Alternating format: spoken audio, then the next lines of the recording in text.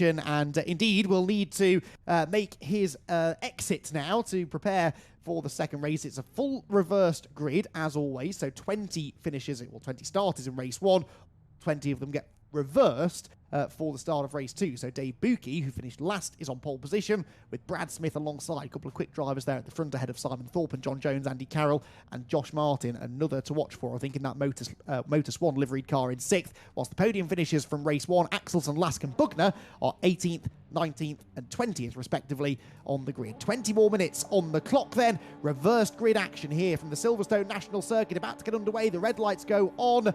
They're out now. Away we go. Not a great start there from Simon Thorpe, 3rd on the grid. The front row men are away pretty well though. Another slightly tardy start from Josh Martin, 2 in 6th. He will lose a couple of positions into Copse Corner, but no doubt about the race leader. It's Buki that leads the way. 2nd place Brad Smith. Smith already looking to try and get the overlap as they head out of Copse Corner though. All safely through turn 1 down towards Maggots and Beckett's, and this is where we saw a little bit of trouble at the start of race number 1. Let's hope they all get through here cleanly. Buki arrives as the leader. Smith around the outside. There's a car on the grass further back. Oh, that nearly ended in tears. And in fact, we do have a bit of contact there, Dave, between the teammates. Bugner and Lask getting sideways at the back of the pack. Yeah, I thought that was who it was. I didn't want to say it, but Max Bird there, look, as well, struggling as well. So a spin there with Reese Bell off. Edmondson up into P8 as well. So Edmondson with an absolute killer of a start, really making some really good headway. But crucially, up in front, it's Max Bird, it's Dave Buki who's managed to get quite a significant jump over Brad Smith there and looking very, very good indeed. So Buki doing exactly what he needs to do on that opening lap. Just needs to get his head down now. Not look at his mirrors, and that's a nightmare of a crash. That is absolutely horrific, with a driver ended up in the pit wall, and somehow, I was just about to say Kenny Press missing all the other drivers. I would imagine that is probably going to have to be a safety car that's called out, but we'll wait and see what the race director is. It is indeed. So a virtual safety car has been called. Not what Buki wanted at all, and there's a collision. So there's a collision between John Jones, and I believe that was the back of George Alt Williams, was that maybe? So George maybe not realising that was a safety car. I imagine that John will be given permission to get back through the grid there if there's enough time possible. Well, it depends how badly damaged his car is, because he did headbutt that concrete wall as a result of that. That was just some people slowing down a bit more quickly than others for the virtual safety car, and it did catch John out, so damage done to his car. Yeah, huge accident there. I was started by Kenny Press getting tagged sideways by somebody. I didn't quite spot who it was, but as he got turned sideways, he was running about 5th or 6th at the time. And as a result, most of the pack were bearing down on him, and he collected a few drivers, including Kyle Felvis, I noticed. So Kyle Felvis with damage has dropped down into 18th place. John Jones there on the grass going down the Wellington Straight as he tries to figure out whether he's going to be able to continue in the race. But that was a really, really dramatic end to the opening lap. It's an unfortunate end to the opening lap, and it means that we are behind the virtual safety car here for at least one lap. Looks like we're going to have a second one as well, because they're still going slowly and weaving side to side as they come across the start-finish line. So it's Buki that leads, Smith 2nd, Andy Carroll in 3rd position, George Alt Williams 4th, ahead of Max Edmondson 5th. So Dave, Max Edmondson, the big winner there, he would have been right in the middle of that shunt going through Woodcote Corner, but provided he didn't have any contact on his way through, he might be in the pound seat here, because he's into 5th position. He gained places out of that. That was a lucky break for the championship contender. Yeah, definitely. I mean, this, to be fair, is playing right in the hands of Edmondson. Look at Bugner all the way back down, still in P14. So this is a really good chance for Edmondson to crawl some absolutely crucial points for his championship, and just sort of take away that big gap that he managed to crawl. There's John Jones, look. So John Jones is being allowed through the pack. Obviously, after that collision, I believe it was with George and the back of John Jones. So there's the right thing to do. John is going to go back and reclaim his position. It was good to see John actually put in, for me, a really, really strong qualifying position as well, and was very, very good indeed there. So there you go. He's rejoined his position back behind Andy Carroll, and I believe we're all set and ready to be going racing again after this lap finishes. Yep, so John Jones then up into 4th place, which is where he'll take the restart, and that is indeed just around the corner, literally, because they're coming through the final couple of corners now, and Dave Buki will be released at full racing speed any moment now. Dave Buki former champion in the real world Civic Cup, of course, and yet to win in the VRRC's example of the championship. What's he going to be able to do here then? Dave Bucky's best finish, he has had a podium, got a podium in race 1 at Thruxton. Can he now get onto the top step of the podium after what was a 3rd place a couple of weeks ago? Safety car, virtual safety car has ended, and the field makes its way down towards Copse Corner then. Bucky leading the way, Smith there in 2nd place, Carroll 3rd, John Jones, as you said, Dave, retaking his 4th position as the safety car ended. Yeah, definitely. And I tell you what, that was George Alt Williams that I believe was just pushing it far too hard on cold tyres there, running very, very wide on turn 1. And look at this, John Jones now absolutely in clear air in P4, now fighting with Andy Carroll. I believe it was Bucky and Smith there that got a little bit involved at the front of the grid. Bucky now defending all the way on the inside, you see. Brad Smith having a little look, but there's no real room there heading down towards Brooklands here. So it's going to be interesting. Brad Smith's going to try and all around the outside. Look at that on cold tyres, and I would imagine Andy Carroll might have a significant overlap as well on his outside. And I tell you what, there's some carnage going on behind with places going left, right and centre, but Scott Bugner has managed to find his way up into P13 now. And who's that dropping all the way back? Joel Lask. Joel Lask dropping all the way back there, so we didn't see what happened there, but that's not a good start whatsoever for Joel Lask to restart his race.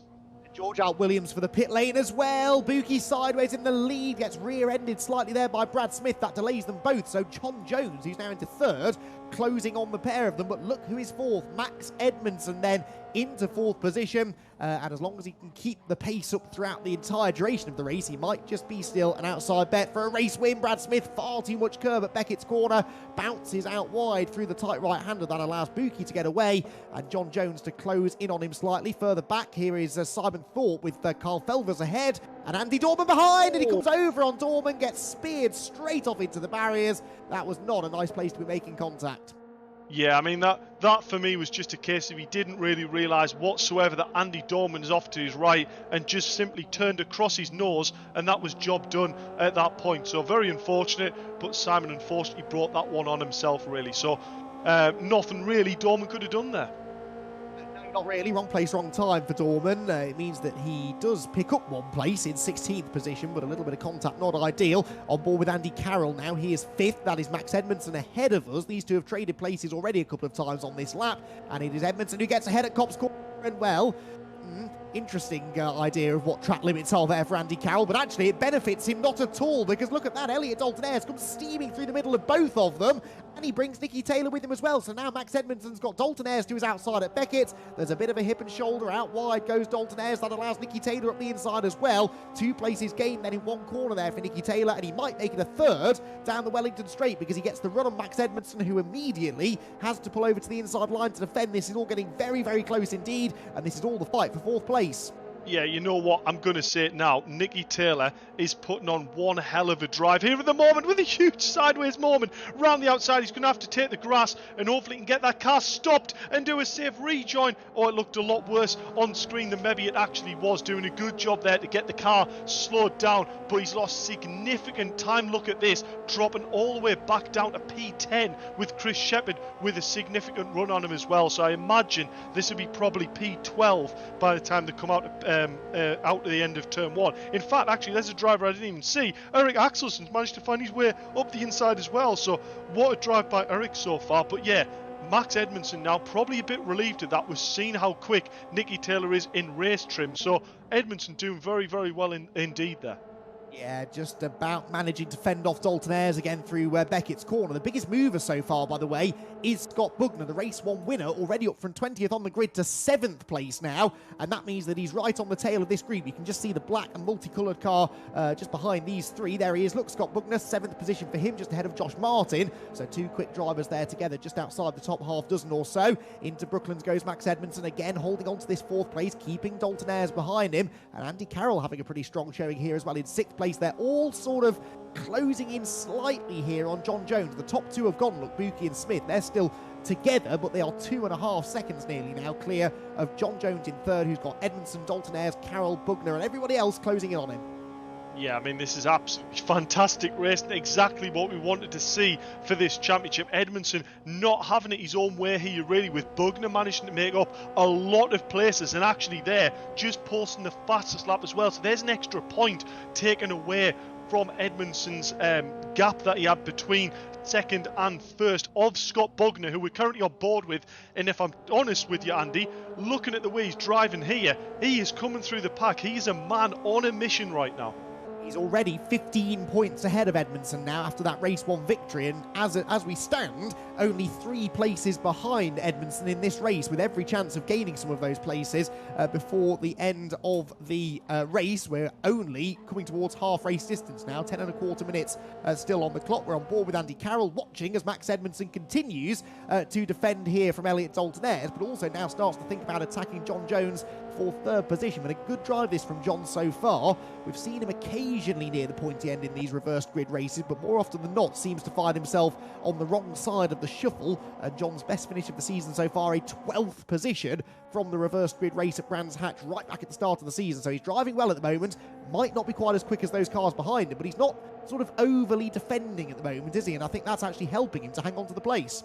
Yeah, it is indeed. I mean, you can see they're running a little bit wide, but we've said about track limits on turn 1.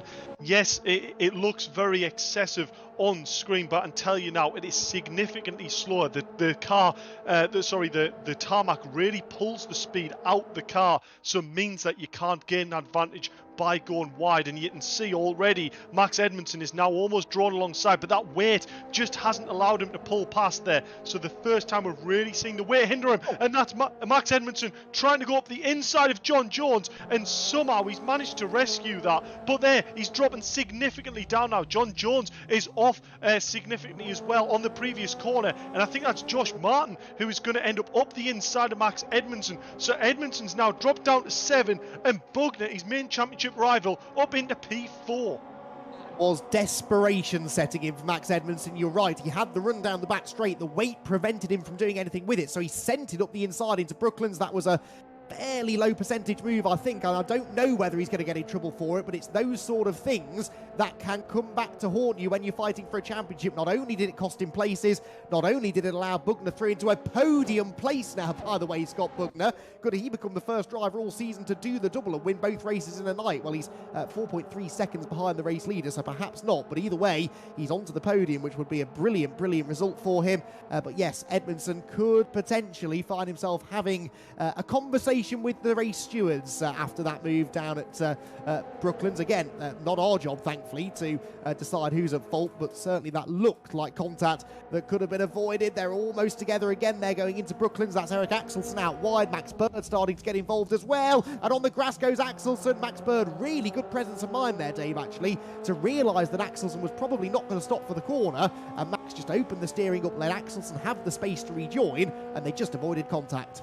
Yeah, I mean, I could be wrong in saying this, but it looked to me like Max Bird gave him a little bit of a nudge going into Brooklands, and then Eric went, you know what, for that, I'm going to throw up the inside, and you better see I'm coming there. So actually, great driving between the both of them, maybe a little bit hard, but I tell you what, Nicky Taylor there has got a hell of a bump there from the drive behind, and that's actually going to bring him right alongside with Josh Martin. So Max Edmondson really getting boxed in here, and I imagine probably with quite a lot of frustration that he can't progress through this grid quite like he actually wants to.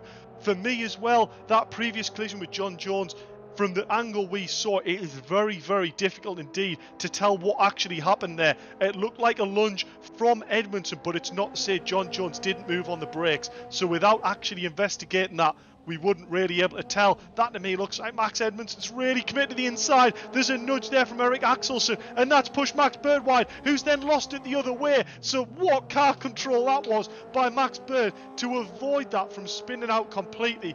But I tell you what, this is what happens. 7 cars, wheel to wheel. It's just getting a little bit argy-bargy for me now, Andy.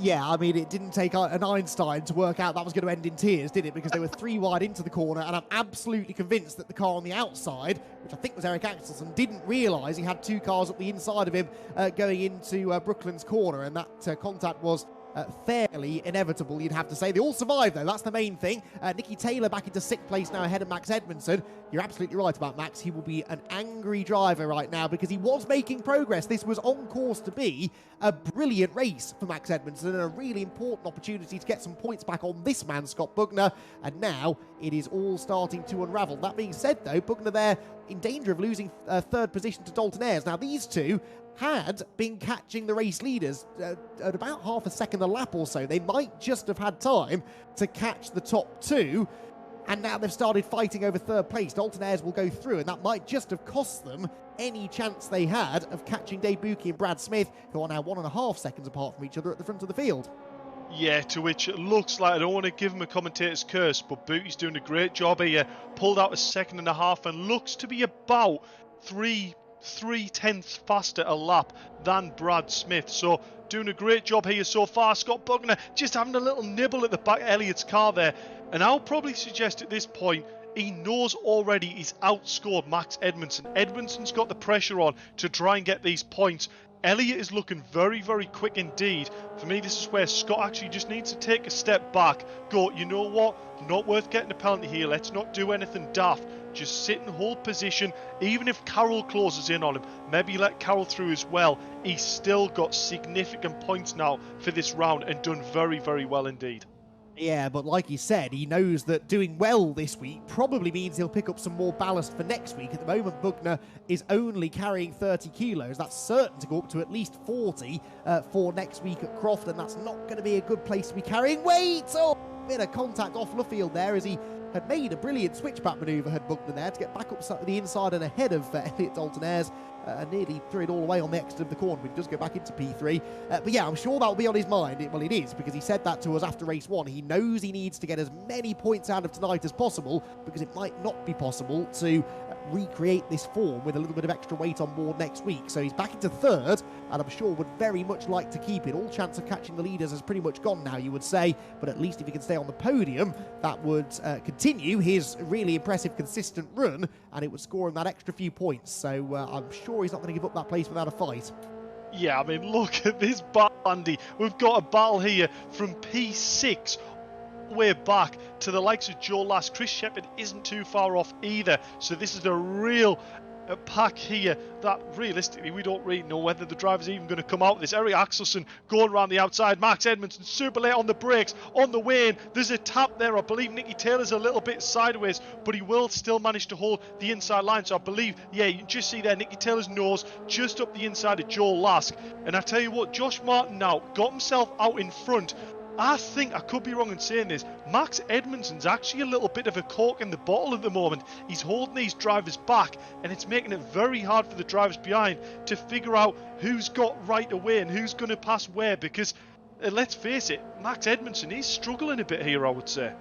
Yeah, could well be carrying some damage, of course, as a result of the contact with John Jones. Not too sure, but yeah, whatever it is. I mean, he will also be struggling, I guess, with tyres, based on the amount of weight he's carrying. He'll have worked those tyres quite hard through the early laps to make all of the progress that he did, and maybe now he's just struggling to get the car turned through some of these long, tight right-handers. Scott Bugner, by the way, down to 5th. It's been a big change there for 3rd, because actually Andy Carroll has got himself ahead of Bugner, and now he's up the inside of Elliott Dalton Ayres for 3rd place into Brooklands corner. Bugner carrying all the speed in the world into Brooklands, but there was nowhere to go with it because they were side by side on the apex in front of him. Carroll goes into 3rd position. Brilliant drive this from Andy Carroll into a podium place, but can he stay there? 2 laps to go. Yeah, you know what? This is probably a case of Andy's just been looking after his tyres a little bit here, and he's actually got quite a lot left in the car towards the end. We didn't obviously see what happened with Bugner. He seemed to lose out a little bit there on speed, but Elliott really trying to hold. In fact, he's going to try and go around the outside of Bugner. That's very, very brave indeed. You can see all 2 cars, sorry. Bugner managed just about to keep that on track there, but that's exactly what I was saying. Even though Elliott ran that wide, carried the speed out on the corner, ended up dropping a car length behind Scott Bugner, so no advantage whatsoever. I can't help but feel like this is Scott just weighing up the risk and maybe not trying to overdrive it here. You know, he looks very, very late on the brake in certain areas, but crucially for me, he's just trying to keep his nose a little bit clean, I think. Yeah, the last thing he needs here is contact, which could damage his car, send him off, or worse, in a way, get himself a penalty. So, yeah, Scott Bugner maybe just boxing clever here, knows he's going to take some points out of Max Edmondson. I'm sure if the opportunity arises, he will go back past Andy Carroll, and we're going on to the final lap now, so I'm pretty sure he will be looking to have a go down that Wellington straight, but whether he's going to actually be able to make it stick or not, we'll have to wait and see. We're on to the final lap of the race then. Dave Buki looks like he's on for his first race victory of the season so far, his second podium appearance so far this season as well. Smith second. The question is, who will join them on the podium? Oh, Edmondson, contact from Nicky Taylor. Sideways for Max Edmondson through the right-hander. That was close to disaster. It costs him more places, though. Axelsen and Max Bird both get ahead of him. And it looks like, yes, Mark Hughes goes through as well. Blimey, this is a night to forget for Edmondson. He's back up the inside of Hughes into Beckett's corner. That should give him at least 11th place back. Yes, it does. But that was just another bit of contact for Edmondson. When it's not your night, it's just not your night. Yeah, I could be wrong there. Yet again, I'll need to see it on a replay. But it maybe looked to me like Edmondson just tried to close the door a little bit on Nicky Taylor on the entry to that corner, trying to open turn one up. And it wasn't needed. He had the inside line, and that little collision turned the back end the wrong way, and we ended up where we were. But what a fantastic race. Well done, Dave Buki, winning the race by nearly 3 seconds.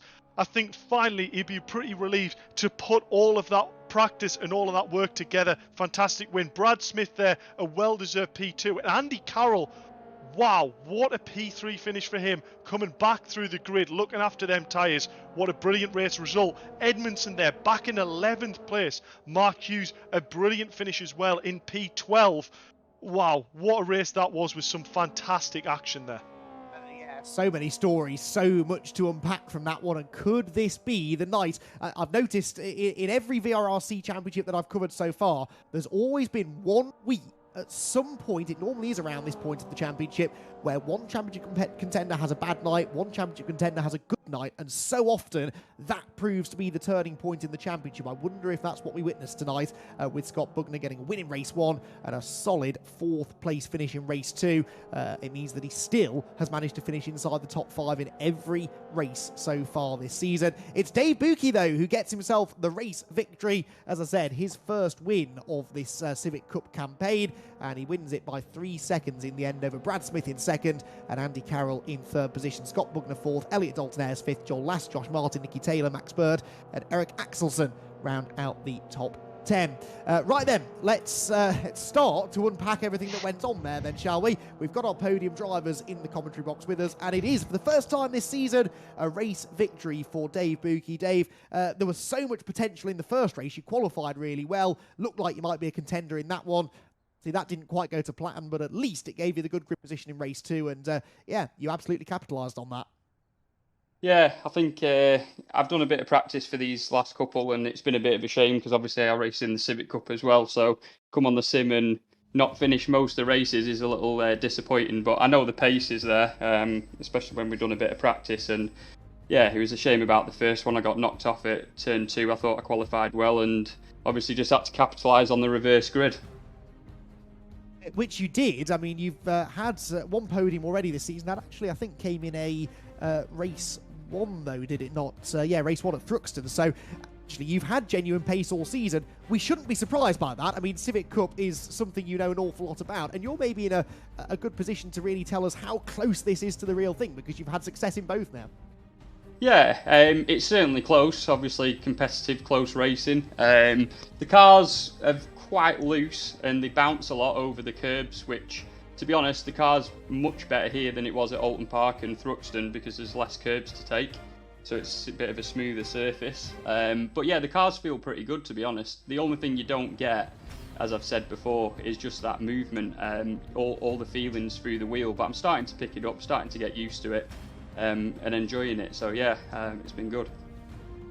And the racing, certainly, as someone who has followed and worked in the championship myself and called some amazing races in the real world championship, the racing is very, very similar to what you see. I mean, Civic Cup at Silverstone National, you always get that slipstream, that side-by-side racing, little bit of touchy-feely stuff here and there as well. And it must feel, when you're in those battles, it must feel a bit like you're out there on the track as well.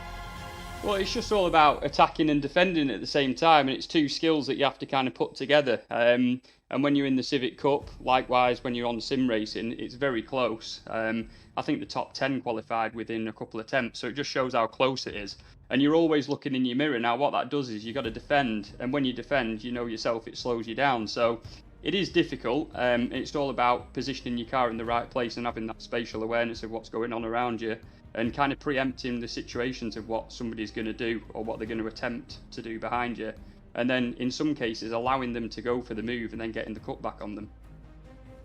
Those years of real-world experience perhaps giving you the edge then on a track where it really was all about fine-tuning your racecraft. You did it to perfection in that second race. Huge congratulations on the first win of the season, Dave. And also, I think we've come to an agreement that you're our driver of the round. So the PowerMax kit heading your way, not just because of that race 2 win, but as we said, you qualified really well. You were a bit unlucky not to be a contender in race 1 too. So driver of the round and a race win, not a bad night's work. Cheers, guys. Thanks for putting on a show. It's good, as always, and congrats to you guys for everything you do as well at your end. Well, the pleasure is all ours, mate, that is for sure. Dave Buki then, race winner in our second race of the night here at Silverstone, and Dave is going to catch up with our runner-up. I will do. And that is Brad Smith.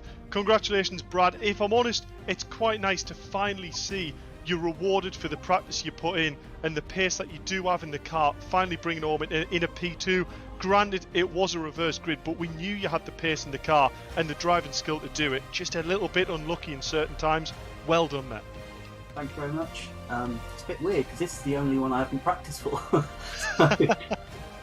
It's I might just not practice for the next one. Yeah, I mean, it's one of them tracks where it's one thing setting a fast lap time, but you've seen how close the racing is and how quickly it can develop. It seemed like to me, as soon as the pack starts to squabble, starts to battle amongst each other, that's really the time you can do the damage and really start to pull away. Yeah, as soon as someone makes a mistake, that just opens it up. Then you can pass 2-3 cars, so it just makes it. I was just following everyone. As soon as they made a mistake, take my opportunity and take it, and then move on to the next person.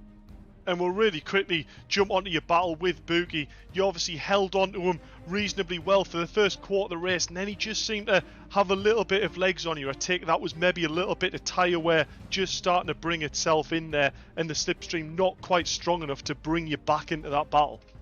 I was right behind him, and I thought, I'm getting a bit too close here, I don't want to wipe him out. So I backed off a little bit, and then, yeah, tyre wear came into it, and Dave just stayed at the same pace, and I started losing time. Well, it's a fantastic effort, Brad, and as I say, really nice to actually see you rewarded for the amount of practice and the driving speed that you actually do have. So, brilliant P2 there, and looking forward to seeing what you can do at Croft. Lovely, thank you very much. Spot on, and we'll pass it back over to Andy to take away with our P3 driver. Yes, and it is Andy Carroll who gets the third place finish in that race. And Andy, what a drive that was. I mean, it could have been any one of a group of drivers who took that final step on the podium, but you managed to make that move late in the race. Had you been planning that for a while, or was that just an opportune moment that you were able to take advantage of? Yeah, the two guys in front seemed to be getting quite involved with each other. So I was just kind of sitting there hoping that I'd get an opportunity to kind of get past them both. And yeah, just managed to sort of save my tyres a little bit in the mid part of that race. And then, yes, they had another sort of touching of doors, and it slowed them both down just enough that I could slip past on the inside. And yeah, from there just managed to keep Scott behind me as much as I could, and yeah, just had enough to get through the last complex and get ahead of him in the line. So yeah, it was definitely a lot of tough, close racing in that second race. Lots of guys around you, and yeah, really some respects, you know, have to be a bit lucky here and there to come out of some of those corners when there's 4, 5 or 6 cars all trying to vie for the same tarmac. it's great to watch. It's certainly the kind of racing I enjoy watching and being a part of as well. But you know, it is some drivers love that kind of slipstreamy stuff where you can't really escape from each other and there's overtaking every lap, and some drivers just don't get on with it, even if they're quite good at it. They don't really enjoy that aspect of it. Are you a driver who sort of relishes those wheel-to-wheel battles that seem to last the entire duration of the race? I think they definitely leave a smile on your face. Yeah, it's at the time it's kind of you're just trying to make sure your car's not going to, you know, be in the wrong place at the wrong time and take someone out. Trying to make it as close and clean as possible. But then sort of when you get onto the straight, you can kind of then sort of take a little breath and really sort of appreciate how much fun it can be just getting, you know, trying to battle that many people at once. As I said, certainly fun to watch. A huge congratulations on that podium finish. Your second of the season, and it should move you now nicely into the top 10 in the points as well. So congratulations on that, Andy, and we'll see you again next week. Thanks, Andy. See you soon. Andy Carroll then, third place finish in our second race of the day. We are not done with the interviews yet though, because Dave Marshall has got a very special guest here in the commentary box to catch up with someone who's been a little bit in the wars of late, but Dave is here to have a chat with the one and only Rich Hayden. Yeah, we'll indeed. We'll bring the main man in, a little bit injured, as you said, but fighting fit still. He'd had his surgery just the other day, so we're all right. We're on the mend. Rich, what a fantastic race that was, and I tell you what, to have all the grid, I believe it was within 0.8 of a second of each other, and especially the top 10 all within about 0.4. We couldn't have hoped for much closer racing, really. I'll take my mic off mute, shall I? That was brilliant racing. Yeah, nice and clean. There was a couple of little bits and bobs here and there, but it was just, you know, racing's rubbing types of contact. I didn't have to really say much to the guys. So yeah, all fair play to everybody that raced this evening. It was really close, really good to see. Yeah, I mean, it was fantastic spectacle to watch, and we heard from Andy there. We were just saying about, you know, when you've got that straight and you've got time to just go right into the next corner, but you're 4 wide. I tell you what, it's moments like that when you think, I really should just back out of this, but it's that instinct of going, but I might come out in front. Yeah, it's so difficult. It's one of the things I learned a long time ago, isn't it? Which is, do you know what? Just hang back and see what happens. But no, it's really good racing tonight. Really good racing tonight. And obviously, the reason why I wanted to just jump in to give you a little bit of a tease. I know you know about this, Dave, because we've been talking about it. But a little bit of tease for our next championship. We're developing a hybrid touring car. So, and we're looking to do a touring car championship very soon on Assetto Corsa with hybrid, and also we're going to be adding in tyre compounds as well, and we're going to go for an endurance race within that championship as well. So we're going to redo a touring car championship after the Civic, most probably after Civic, and I just wanted to really whet people's appetites for that. Yeah, we're going to have the first championship with touring cars with hybrid tech, 2 different tyre compounds, mixing up the strategy, and also adding an endurance race with it as well. Yeah, I mean, it's definitely whetting my appetite, and if I'm honest, I'd rather be on the grid for one of them. It sounds like absolutely amazing fun, but looking forward to seeing how that works, and I'm sure there'll be inundated people wanting to try and get their hands on a car that is relevant to the real world now, moving forward with this hybrid technology as well. Yeah, absolutely. That was it. That's all I wanted to do, guys, just to wet people's whistles with hopefully we'll be one of the first Assetto Corsa championships with hybrid touring car. Hopefully so. Well, fantastic talking to you there, Rich. And we'll pass back to Andy McEwen to finish off the night, and also just a quick roundup, really, Andy. I'm trying to get my head round all of what's gone on regarding the championship.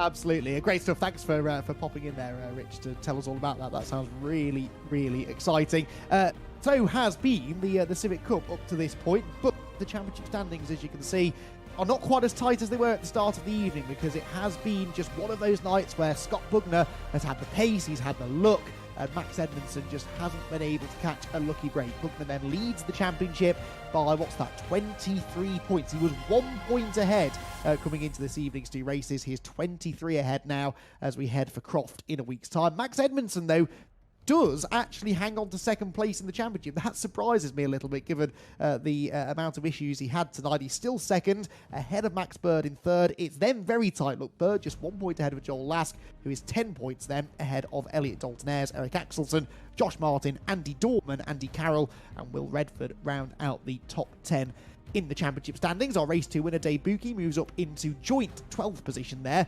with the maximum points haul in race number 2. Brad Smith also gained some ground, having finished second in that race. He's 14th in the championship standings. Jordan Brennan, who's been absent this week, is down there in 16th place. And Nicky Taylor into the 50s now as far as his points haul is concerned. Didn't have maybe quite the showing this week that he would have liked, but I did make a bit of a prediction a week ago when he joined the championship at Hamilton Park that he would make it into the top 10 in points by the end of the season, and he is about 32 points away from the top 10 right now. I think that is definitely doable for Nicky with 2 weeks of racing to go. So that is how the championship standings stand as we head towards Croft. And Dave, it's finally poised, but I feel that next week is a must-do well week for Max Edmondson, isn't it? He needs to do something about that 20-odd point deficit. Yeah, it is. Croft is the decider. If he cannot manage to pull back significant points at Croft, unfortunately, I would say that's probably his championship almost decided regarding going for the win. And then you've got the likes of P3.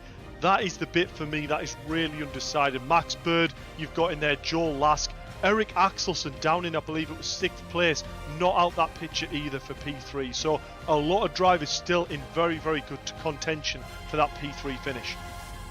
They certainly are, and as we said, it is Croft in Yorkshire where we'll be heading next. Not a circuit that we see used an awful lot, really, in sim racing, so nice to have that here on the VRRC. And then we go to Donington Park, the Donington Park National Circuit, which, believe me, is capable of producing racing every bit as exciting as what we saw tonight here at Silverstone. It's a great track for racing, especially one-mate racing such as Civic Cup, and that is the perfect place to round out the championship on the 8th of June. Will the championship be decided before then? Doubtful. These championships have a habit of twisting and turning and ending up going right down to the very last race of the season, and I'm sure that Max Edmondson certainly is going to do his absolute best to make sure that that can happen.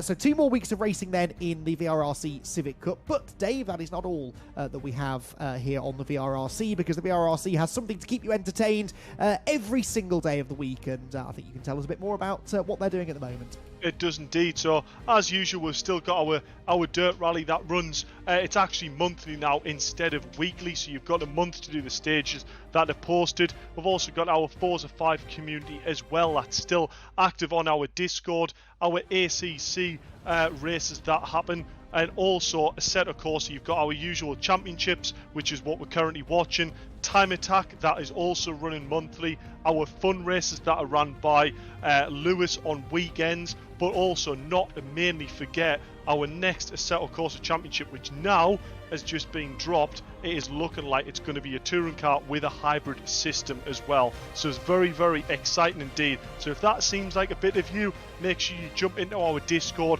get involved with VRRC, and get involved with some of this fantastic racing that's going on.